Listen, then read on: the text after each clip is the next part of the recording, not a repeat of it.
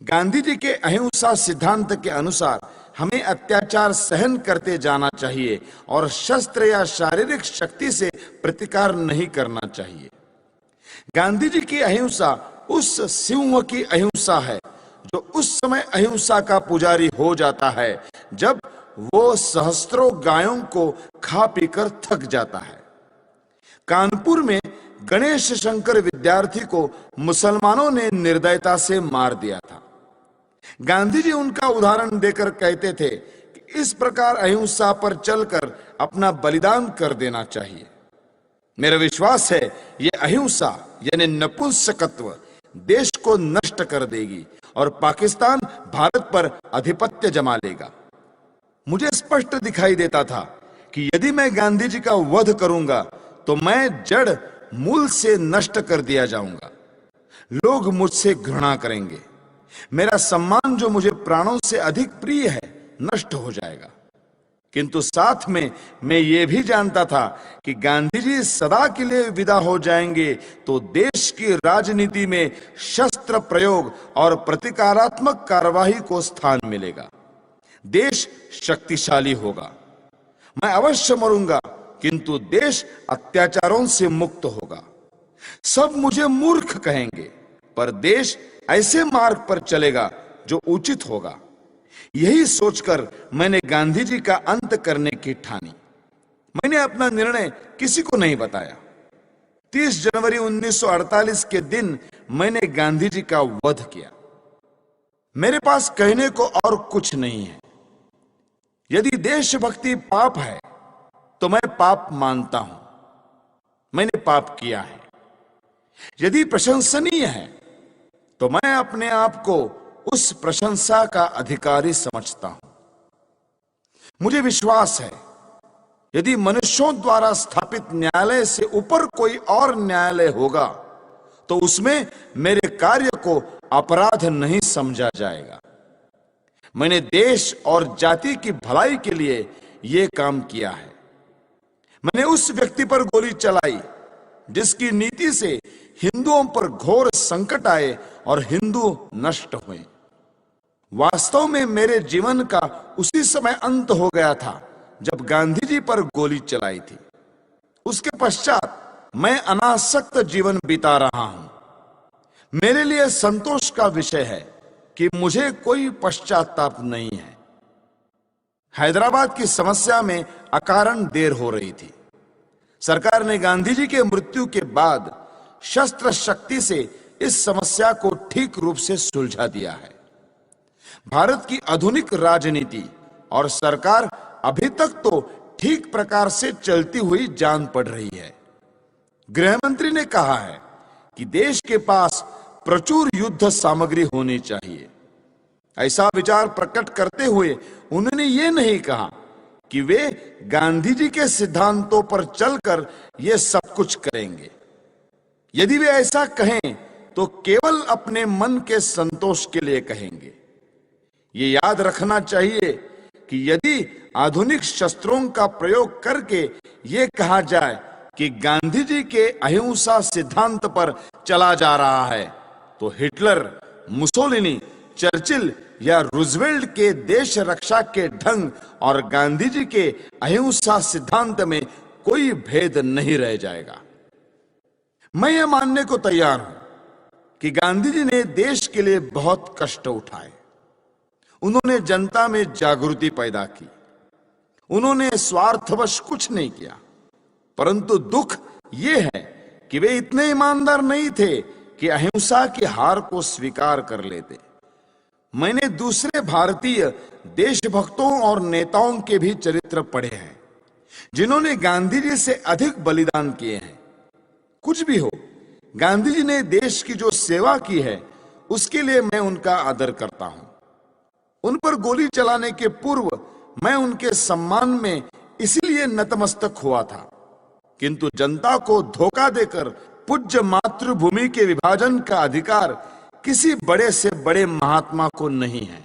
गांधी जी ने देश को छल कर देश के टुकड़े किए, क्योंकि ऐसा न्यायालय या कानून नहीं था जिसके आधार पर ऐसे अपराधी को दंड दिया जा सकता। इसीलिए मैंने गांधी को गोली मारी। उनको दंड देने का केवल यही एक तरीका रह गया था।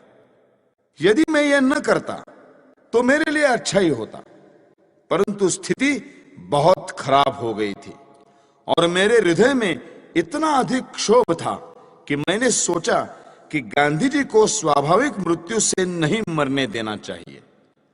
संसार को पता लग जाए कि इस व्यक्ति ने अन्यायपूर्वक राष्ट्र के साथ छल करके भयानक रूप से देश के एक संप्रदाय का जो पक्ष लिया है, उसका दंड भोगना पड़ा। मैंने इस समस्या का अंत इसी प्रकार करना चाहा, क्योंकि इसी से लाखों निर्दोष हिंदुओं का जीवन बच सकता था। गांधी जी की जो अहममयी प्रवृत्ति इस पवित्र भूमि के पुत्रों के लिए घातक सिद्ध हुई, उसके लिए भगवान उन्हें क्षमा करे। मेरी न किसी से कोई शत्रुता है, न किसी के प्रति कोई दुर्भावना। यह मैं अवश्य कहता हूं कि इस सरकार के लिए मेरे हृदय में कोई आदर न था, क्योंकि यह अनुचित रूप से देश के शत्रुओं के हाथ मजबूत कर रही थी। मैं देख रहा था कि यह नीति गांधी के कारण थी। अब ऐसे व्यक्ति का अंत हो जाने के बाद वो राष्ट्र निर्माण की योजनाओं पर कार्य करने के लिए स्वतंत्र है। किंतु मुझे यह कहते दुख होता है कि प्रधानमंत्री नेहरू के भाषणों और कार्यों में बड़ा अंतर है। वे धर्मनिरपेक्षता के आधार पर राष्ट्र निर्माण की बातें करते हैं, जबकि उन्होंने स्वयं पाकिस्तान को धार्मिक आधार पर स्वीकार किया है। उन्हें सोचना चाहिए था कि सांप्रदायिक आधार पर बनाया हुआ पाकिस्तान भारत के लिए लाभदायक न होगा। फिर भी सब कुछ सोचने के पश्चात मेरे हृदय ने कहा कि गांधी जी के विरुद्ध काम करना चाहिए। किसी ने मुझ पर इस संबंध में कोई दबाव नहीं डाला और न ही कोई डाल सकता था। आप मेरी इस भावना को जिस प्रकार देखना चाहे देखें, और इस भावना के परिणाम स्वरूप मेरे किए हुए इस कार्य को देखकर जो दंड उचित समझे दें। इस विषय में कुछ कहने की मेरी इच्छा नहीं है। मैं किसी प्रकार की दया नहीं चाहता। मैं ये भी नहीं चाहता कि मेरी ओर से कोई दया की याचना करे। इस अभियोग में बहुत से मनुष्यों को मेरे साथ इस अपराध में ले लिया है। उन पर आरोप है कि उन्होंने षड्यंत्र रचा। इस विषय में मैं पहले ही कह चुका हूं कि इस कार्य में मेरा कोई साथी नहीं था। स्वयं मैं और केवल मैं ही इसका उत्तरदायी हूं। यदि दूसरे लोग इसी दोष के लिए नहीं खड़े किए जाते तो मैं अपने लिए बचाव भी न करता। न्यायालय को मालूम है कि 30 जनवरी 1948 के कृत्य से संबंधित साक्षीदारों की परिपरीक्षा यानी क्रॉस एग्जामिनेशन न ली जाए, ऐसी मेरी इच्छा थी और मेरे विधिज्ञों को भी मेरा वैसा आग्रह रहा था। इससे मैं अपने लिए बचाव नहीं कर रहा, यह स्पष्ट होगा। मैं इस बात को पहले ही बता चुका हूं कि 20 जनवरी को मैं शांतिमय प्रदर्शन के पक्ष में न था। अपने सिद्धांतों का प्रचार करने के लिए यह उपाय मुझे व्यर्थ प्रतीत होता था। फिर भी मैंने प्रार्थना सभा में होने वाले उस प्रदर्शन में सम्मिलित होना स्वीकार कर लिया। यद्यपि इसमें सम्मिलित होने की मेरी आंतरिक इच्छा न थी। दैवयोग से मैं उसमें सम्मिलित न हो सका और किसी कारण से जब यह प्रयत्न सफल भी नहीं हुआ, तब मुझे बड़ी निराशा हुई। आप्टे और अन्य लोगों ने पूना, बंबई, ग्वालियर में स्वयं सेवकों के लिए जो परिश्रम किया था, उसका कुछ भी फल नहीं निकला। तब गांधी जी के वध के अतिरिक्त मेरे लिए दूसरा मार्ग नहीं रह गया था। इन्हीं विचारों में खोया हुआ जब मैं दिल्ली के शरणार्थी कैंप में घूम रहा था, तो मुझे एक फोटोग्राफर मिला जिसकी कमर में कैमरा लटक रहा था। उसने मुझे फोटो उतरवाने के लिए कहा। वो शरणार्थी ही प्रतीत होता था। मैंने फोटो खिंचवा लिया। जिस समय मैं स्टेशन पर आया, मैंने आप्टे को 2 पत्र लिखे जिसमें अपनी मानसिक दशा का वर्णन किया और अपने फोटो भी भेज दिए। नानाराव आप्टे से प्रेस और पत्र के क्षेत्र में मुझसे घनिष्ठ संबंध थे। उन्हें मैंने एक पत्र व्यक्तिगत पते पर भेजा और दूसरा हिंदू राष्ट्र कार्यालय के पते पर। अंत में मैं ये कहना चाहता हूं कि जो वक्तव्य मैंने दिया है वो सत्य और शुद्ध है। प्रत्येक बात संदर्भ ग्रंथों को देखकर तैयार की गई है। मैंने सरकारी समाचार पत्र, इंडियन ईयर बुक, कांग्रेस का इतिहास, गांधी जी की आत्मकथा, समय समय पर प्रकाशित कांग्रेस के बुलेटिन, यंग इंडिया और हरिजन की फाइलें और गांधी जी की प्रार्थना सभा के भाषणों से ये वक्तव्य तैयार करने में सहायता ली है। मैंने ये लंबा वक्तव्य इसलिए नहीं दिया है कि लोग मेरे कार्य को सराहें, बल्कि इसलिए दिया है कि लोग मेरे विचारों को भली भांति जान जाए और किसी के मस्तिष्क में मेरे विषय में कोई भ्रांत धारणा न रहे। भगवान करे हमारा देश फिर अखंड हो और जनता उन विचारों का त्याग करे जो अत्याचारी के आगे झुकने की प्रेरणा देते हैं। भगवान से यही मेरी अंतिम प्रार्थना है। मेरा वक्तव्य अब समाप्त हो चुका है। आपने इसे ध्यान से सुना और सुविधाएं दी, उसके लिए मैं कृतज्ञ हूं।